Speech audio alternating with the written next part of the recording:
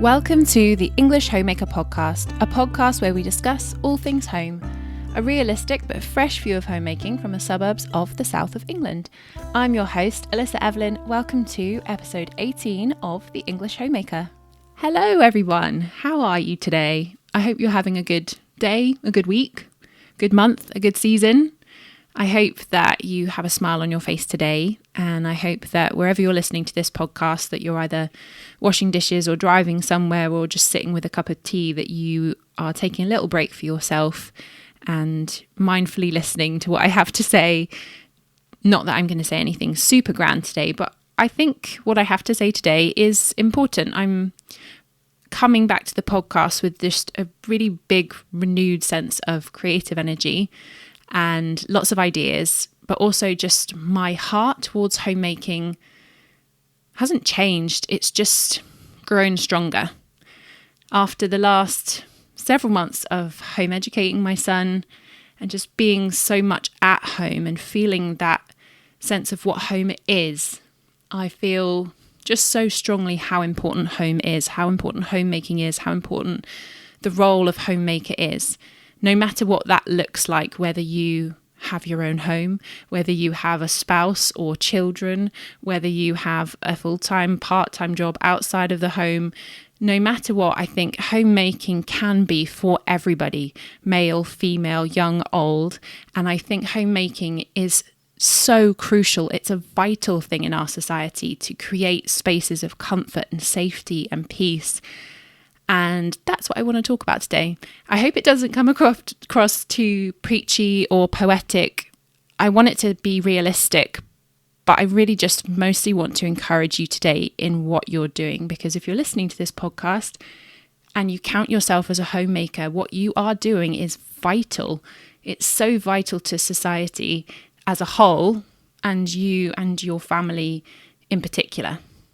As always, with this podcast, I don't come at this from a place of having arrived. I haven't become the best homemaker. That's not why I started this podcast. I came to this podcast from a sense of deep humility, knowing I have so much more to learn. And I think we all do. I do have some older homemakers in my life that I really respect, who I feel like perhaps have arrived, but I think they'd still say they have things to learn. So maybe we just never arrive. Maybe homemaking is always just a process and a journey. But I think something about homemaking, the reason we use that phrase, the art of homemaking, all the time, is because it is an art. We are all different artists as well. We all have a different view on the world. Some of us will be more abstract, some more impressionist. Some will, use lots of colours. Some will use black and white. I don't know, I could probably take that analogy and run with it in so many different directions, but you get my drift. Art is very, very personal, and everyone's homemaking style is going to be different. The other thing about art is that artists get better over time. They get more precise. They learn to see the light in different ways.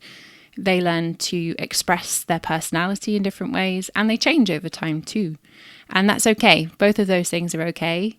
And I think calling it the art of homemaking accepts that it is a journey and that it'll be messy and sometimes it won't come out just right, and that's okay. The other thing about art is that artists often learn through imitation. And I guess that's one of the reasons this podcast exists. It's the reason there's hundreds of thousands of videos on YouTube showing cleaning routines and decluttering videos and DIY house tips, because we learn through imitation. But I do think that whilst we're learning homemaking, I think it's very okay to be imitating other people. But I do think when you learn to become an artist, you first start by looking to imitate. You gather all those resources, you look, you copy, you try different things out, but then you do sit and find your own style. I think the challenge of 2024 is being so crowded with so much noise of different ideas and ways of doing it that we could get stalled on just imitation and forget to create our own style.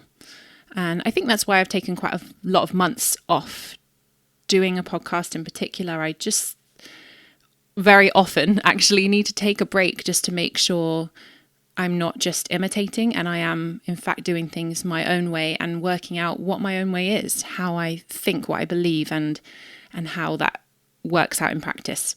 And I'm sure a lot of you can relate to that.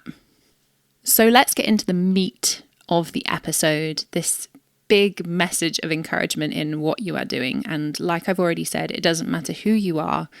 When I was a young lady, I think I probably was about 16 when I first got a few £100 and went to IKEA and redid my own bedroom and made it into this little place of peace and beauty for myself. And I really understood what that meant.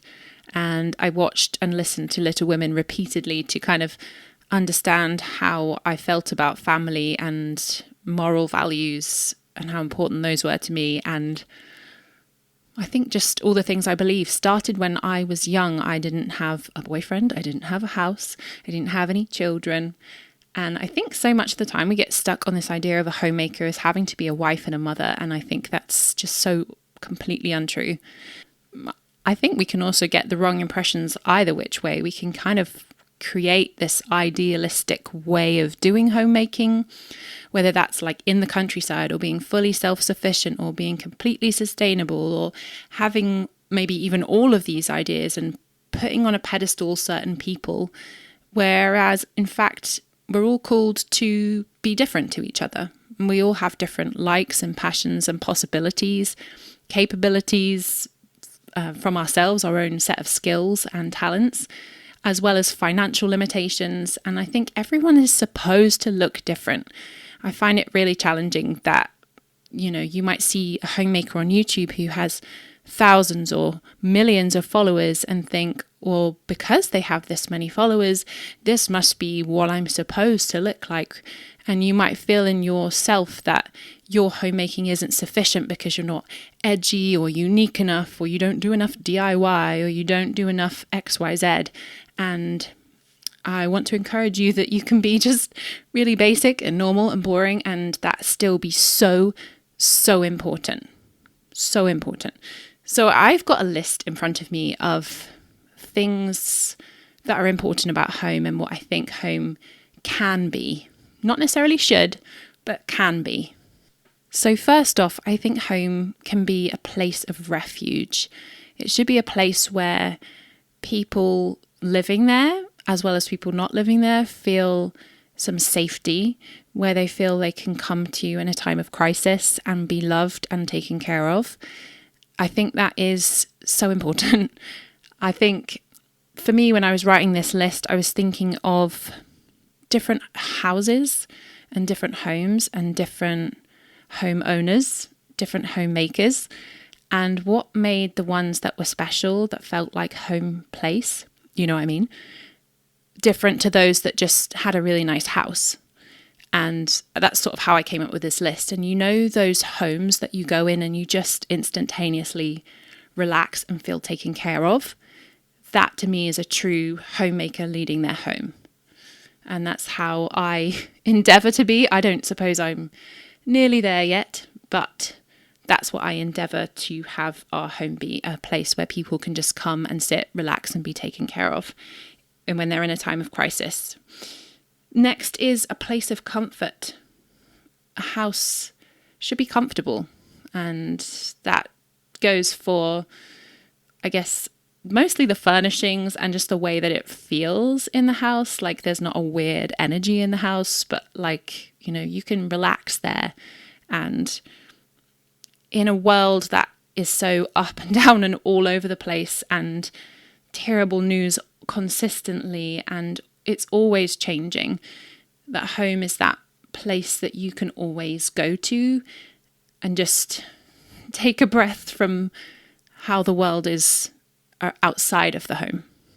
Following on from that, I think a home should be a place of safety and freedom where you are able to express yourself without attack, where you're okay to make mistakes without quarrels, where you're okay to be yourself and be messy, because we all are, where you don't have to be consistently perfect and judged.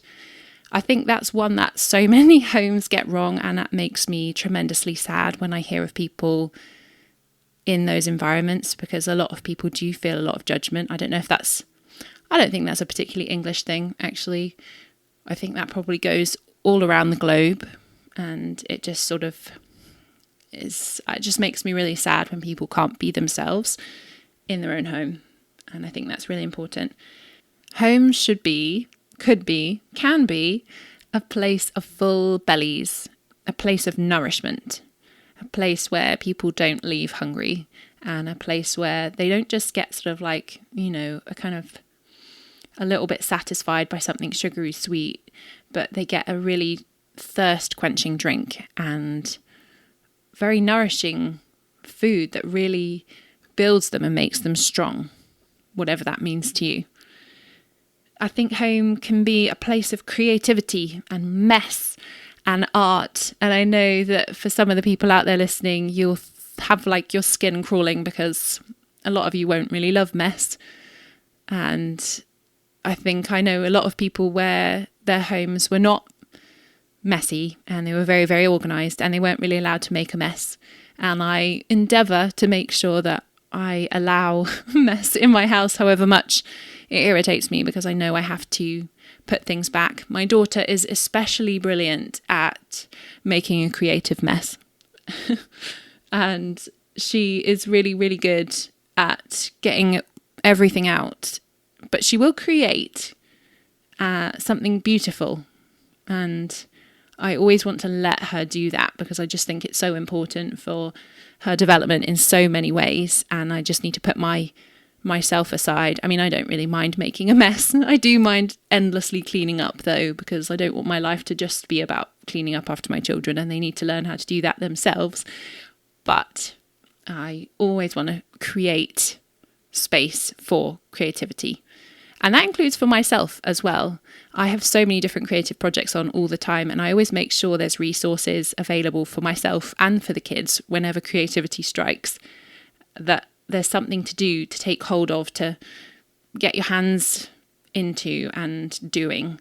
And so downstairs we have a nice big art cart, which I just updated. So it's just got all the tools ready to go at the end of a big long day, when everyone just wants to do something quiet and for themselves, and we can just get the watercolours out. And there's a bunch of art books in there for inspiration and ideas, and I'm quite excited about the art cart. So the next one kind of comes with a few different backstories, but I think home can be a place of cuddly toys and board games shared. That kind of comes from my grandparents' house. Both my grandparents' houses had cuddly toys and board games. One in particular lent more towards card games, so we learnt a lot of card games all together, and the other one had a lot of outside games, actually, like things like kind of croquet or, I don't know, different outside games. But cuddly toys and board games are kind of crucial to a house functioning, because it gives things to do to people in big groups, and it gives you something to do side by side with somebody without having to have like a deep philosophical chat, or, like, I think in 2024, a lot of us have got used to having these like big moaning sessions about life or the government, or I don't know, or maybe you want to have a moan about systems that we're in, or maybe you want to have another really deep philosophical chat, and all those things are really, really good. But I think we miss something in 2024 by not playing more board games or outside games or card games with each other, because that's something you can do side by side with another human without, I don't know, you learn a lot of things through board games. You learn conflict resolution really, really well most of the time, and you deal with not winning, you deal with losing, you deal with what to do when you do win, and how not to be overly cocky. And there's so many things that families, but also people, grown-ups, we all learn through playing board games with other people. But I do think it's a funny thing. Like, I think so often we do just sit and talk, and sometimes it's just so much fun to play a game.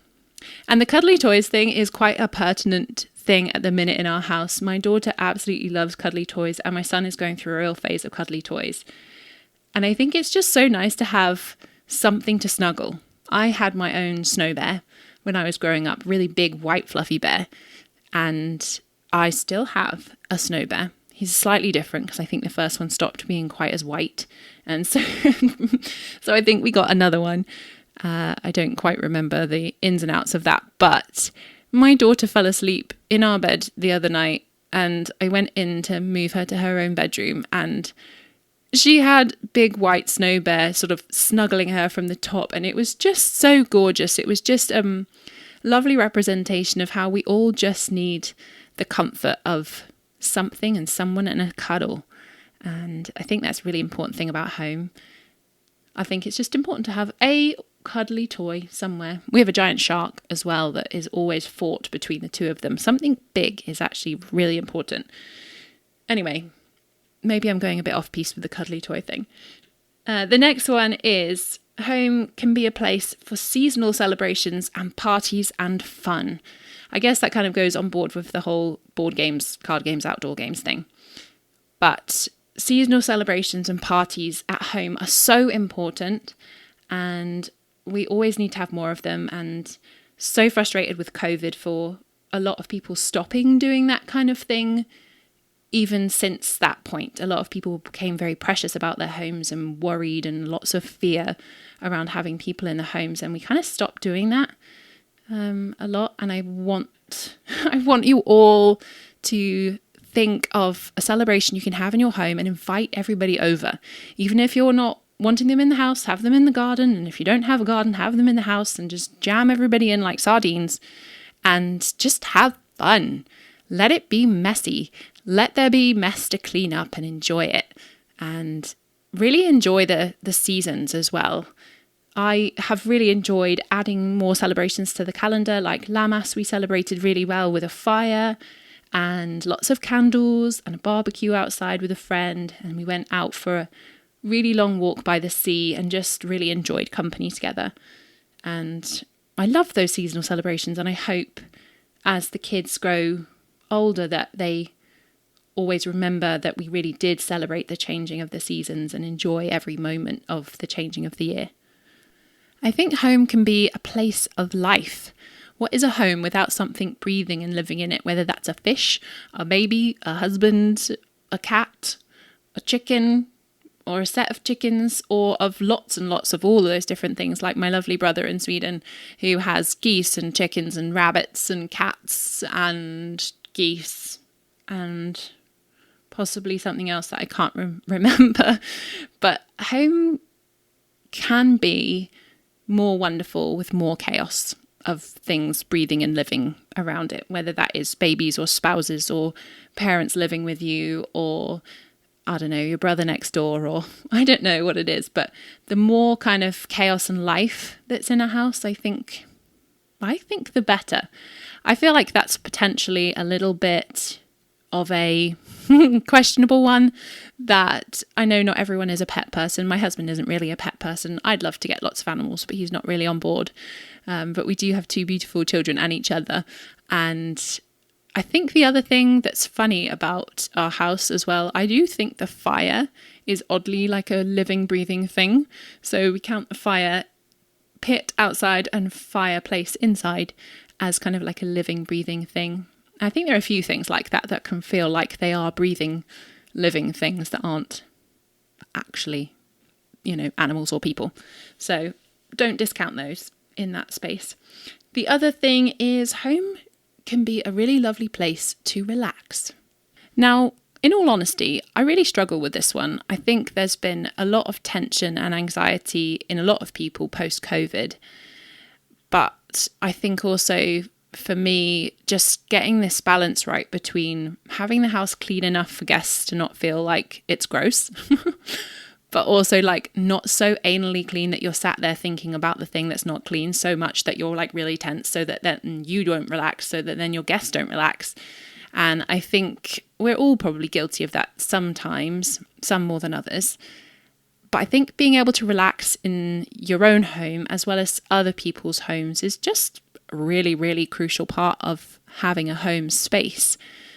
Yeah, I feel like that's something I probably really need to work on and work out why sometimes that happens and kind of stop it from happening. I'd love this to be a place where everyone knows they can just sit down and enjoy a cup of tea without me needing to get up and down all the time, which I do currently. And I don't know, I like to blame my entire family because we're all kind of like, we all get up and down all the time because we always think of the next thing to do. And I think I always worry that I'm going to forget about that thing that I thought of that I needed to do, whether that's, oh, the laundry thing just beeped, so I need to go put the laundry out on the line, or, oh, like the kettle just boiled, I'll go get up and I'll make the tea, or, you know, like I'd like to be the person that had actually already organised that.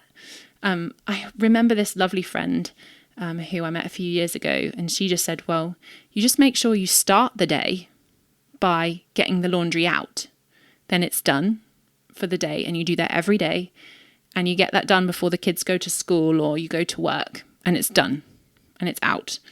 And I somehow just kind of don't remember that, and I need to get into a better habit of, with the laundry, like putting the laundry in the washing machine, and even setting a timer, which I can do because I have a modern washing machine, can set a timer to start it in the morning so it's ready when I wake up to put it outside or upstairs on the drying rack. And I just haven't got into a habit of doing that yet.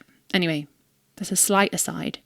And the other thing about making tea and biscuits or whatever is just making sure that I've thought about that in advance so that when guests arrive at the house, it's not this manic environment that's really tense because I want to relax with them, but I can't because I haven't done it yet.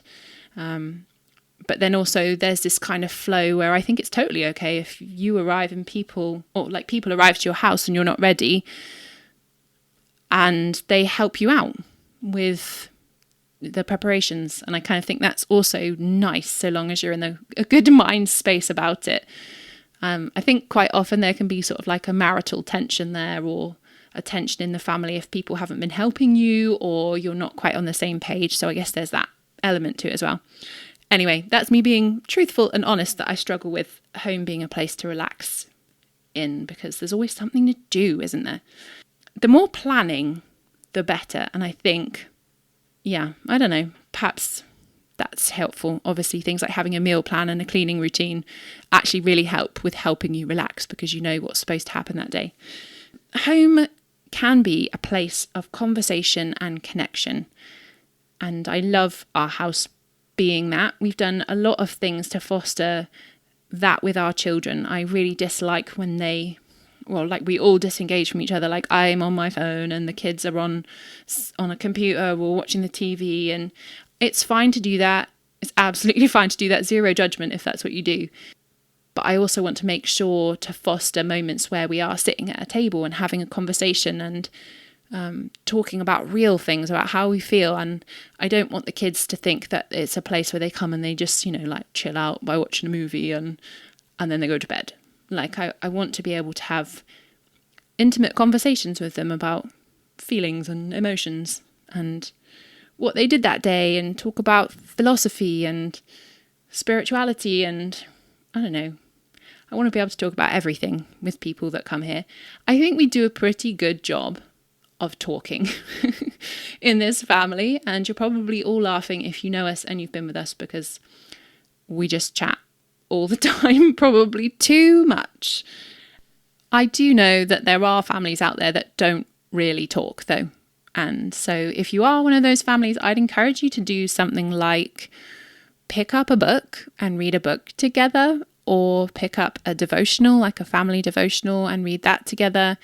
Or if you're struggling to have conversation, like I say, go back to those board games, because that can start conversation as well. And just kind of do things side by side until you find things to talk about. I think home can be a place of teamwork over dictatorship. I don't feel like any home should be one person doing everything and other people just kind of abusing that fact. I think it should be a place of teamwork. And I feel very, very grateful to be encouraging my children in that and working with my husband in that. And I feel like we're always working on the balance of that and making sure people are taking part and helping out. And I recently have been really kind of drilling into the kids about helping me out with the laundry. They both, well, the oldest, my son, he knows how to help with the laundry, all aspects of it. And they're not quite tall enough to put things out on the line, but they can take things off the line a bit more easily. And we now have 2 laundry baskets. It was my genius idea of the last month. We had 1 laundry basket just hanging out in the corridor, and I decided we needed 2, one for lights and one for darks. And then if there's anything special, that it goes like on top of the basket if it needs a special wash. So then the kids know which is the dark and which is the light, and they need to learn how to put them in the correct places. So I'm currently educating everybody in the house about how to do that, because that's making my job so much easier. And just little things like that, teaching children little skills about folding and putting away and helping lay the table and put things in the dishwasher and all those things, making sure when they take their shoes off, they don't just stay in the hallway, that they end up migrating correctly to where the shoe's actually supposed to go. So all of those consistent training of those little habits all help out, mean that mum does not get exhausted by just picking up after everyone all of the time.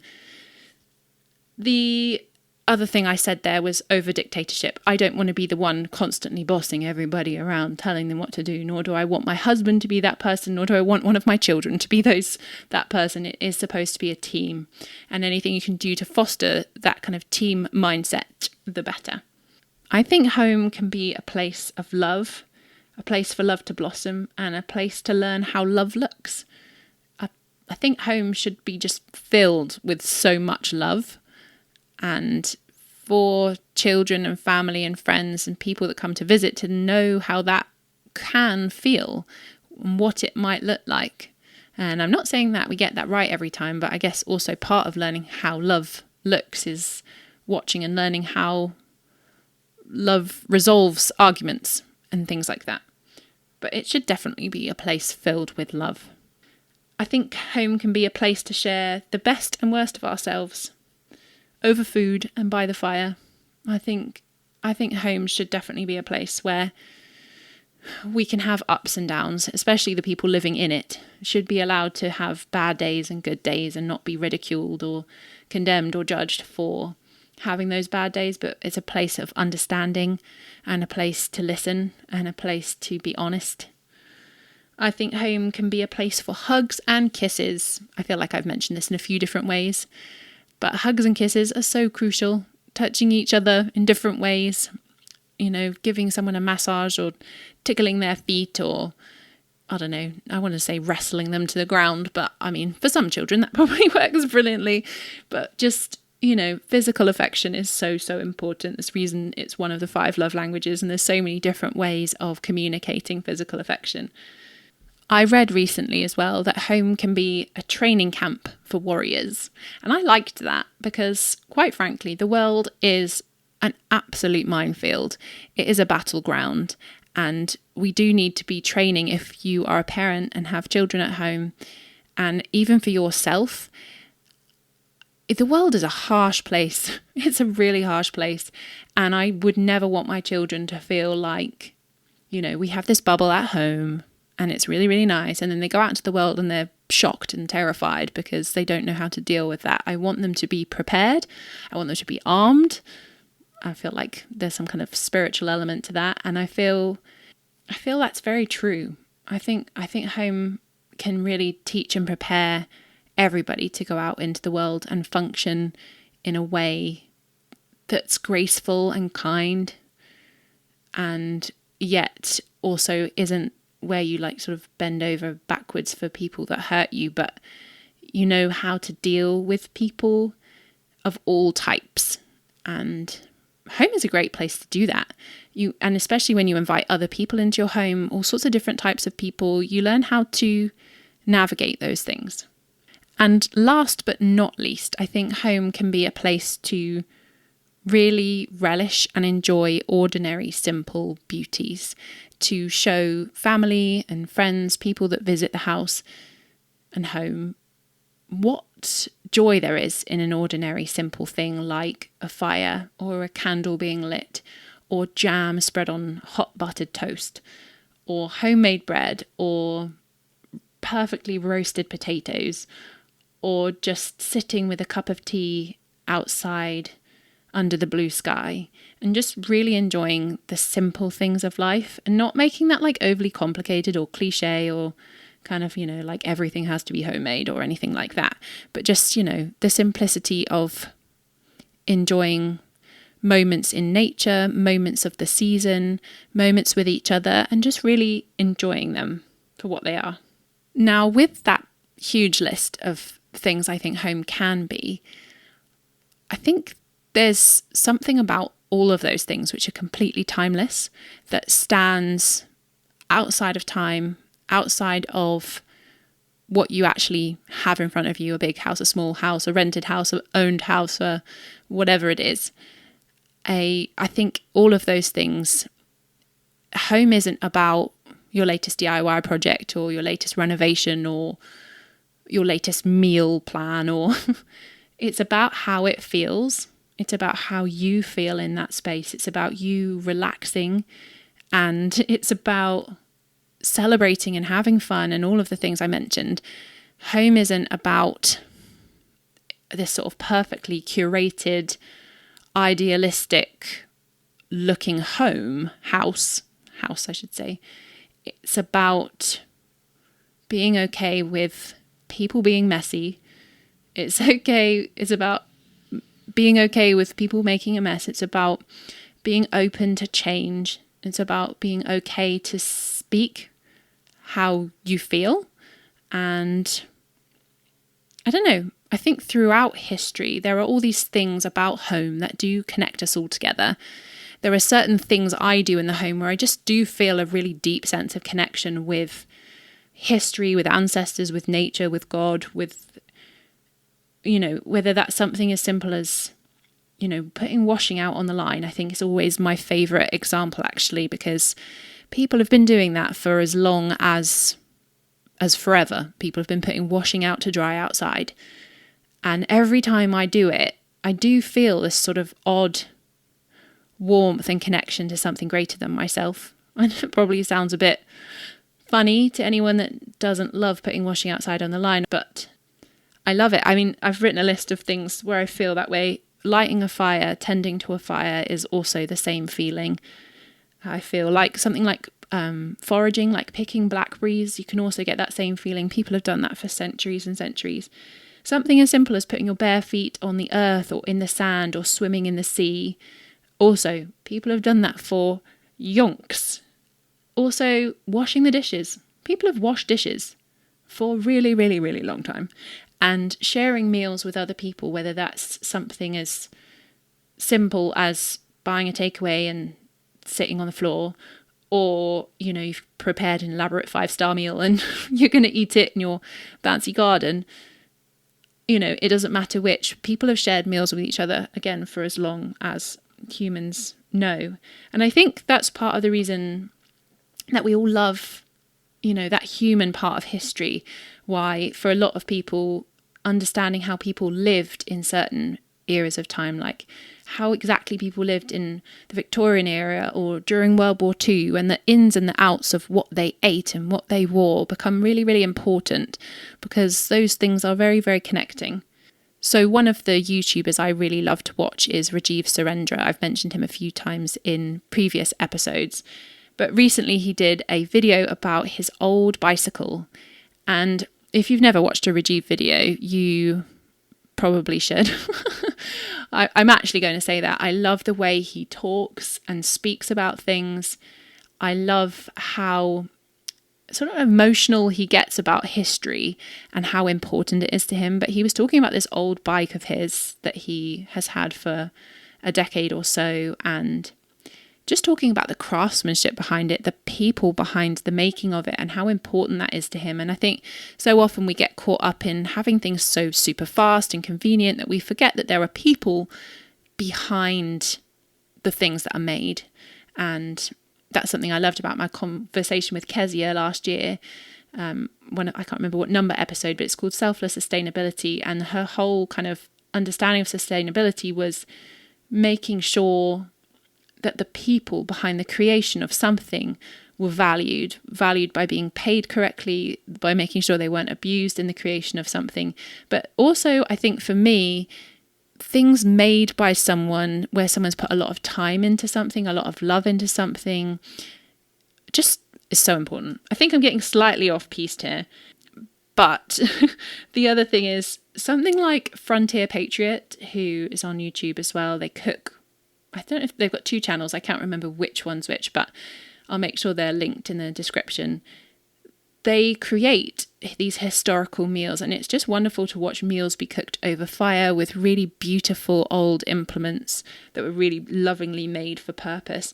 And then I called my brother the other day on his wedding anniversary, and his wife and daughter were plucking chickens. And it was just a simple thing, again, that people have been doing for centuries, and the majority of us are very removed from that side of food production.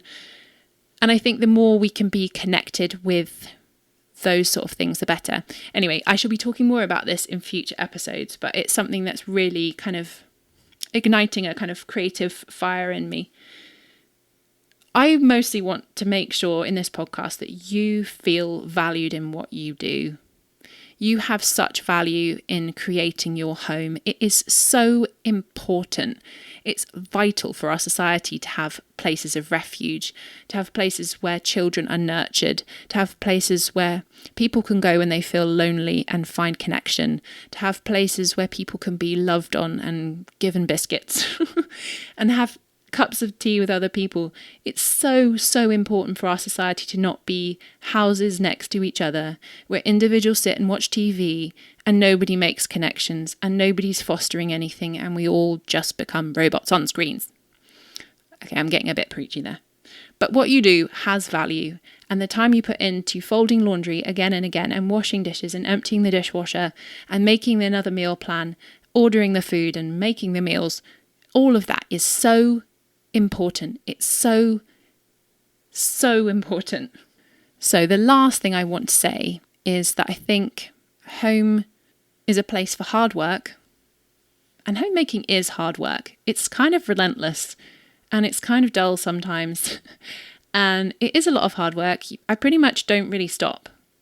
There's always something to clean or bake or launder, or someone's tears to dry up, or a plaster to put on, or a moment to sit and encourage someone, or a meal to make to take to somebody, or there's always something to do. Yeah, I think the most important thing is that it's hard work, but it's not about perfectionism. I think the challenge of our day is seeing so many different people being kind of what we deem as perfect because they only show their good bits on social media at particular things. We might watch someone whose style we really admire. We might watch someone who's cooking we really admire. We might watch someone who does cleaning videos. And then we think somehow we actually should be all of those people all in one go. And I feel like I've definitely fallen into the trap of feeling like I want to have a perfectly clean house with the perfect meal plan with all the best nutrition in it. And also at the same time, I want to be really good at crochet and have an excellent wardrobe. And I want to get really good at DIY and have really amazingly curated art pieces in my house. And I cannot be all of those things. And if I try, I will fail. I will be disappointed. And I guess there's kind of 2 ways of taking it. You can either be kind of mediocre at everything. I guess we're all mediocre kind of at everything. And then work out what your thing is that you actually really like. For me, that's mostly food. My house is never going to be perfectly clean or perfectly curated, although I'm going to work on that because I don't want it to be perfect, but I do want it to feel more like me, I guess.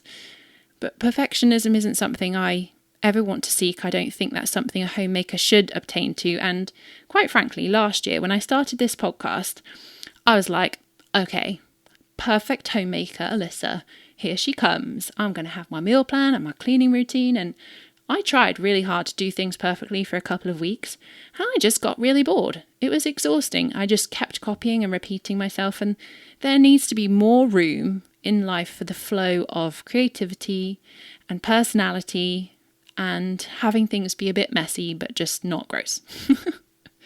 Always just at the end of the day, just make sure your house is not that gross. I think ultimately, home isn't the perfect everything. It's not about making sure that your walls are perfectly painted all the time and there are no scuff marks. It's not about making sure a meal is perfectly presented with the exact bit of mint in the right place. It's about the feeling. It's about you. It's about you as the homemaker creating an environment where people want to hang out and be and have fun and be themselves. And when you do that, you actually change the world. Because not everybody's known a house like that or a home like that.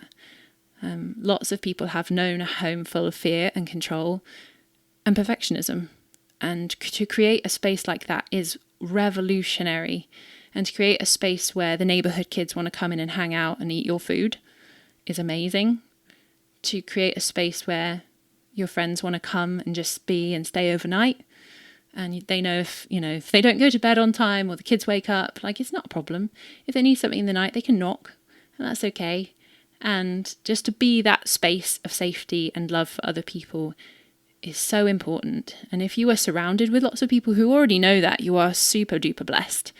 But there are so many people out there who don't know what that feels like. So to create spaces like that is important. I feel like I've repeated myself a lot there, but I hope it rams home the idea that what you do matters, is important, is of value, is life and world changing. And as my very, very final thought, I'm going to share a little quote from one of the best books I've ever read about homemaking, and it's called The Life-Giving Home by Sally and Sarah Clarkson. I'm sure lots of you have read it. If you haven't, I'd suggest grabbing a copy. I'm sure there are a bunch of used copies on Amazon because it's such a popular book. But I'm just going to read the final words from it because I could read any quote from this book and it would just be lovely. The way that she writes is just very hopeful. So the last bit says, "We rest in the shelter of one another and the space carved by years of tradition, hard work and love. For a moment, time falls away, and in the love we share, we taste the fullness of what it means to come home, to be home, to belong." So thank you so much for listening, and check back soon for a new episode. I hope you have a really fabulous rest of the day. Bye.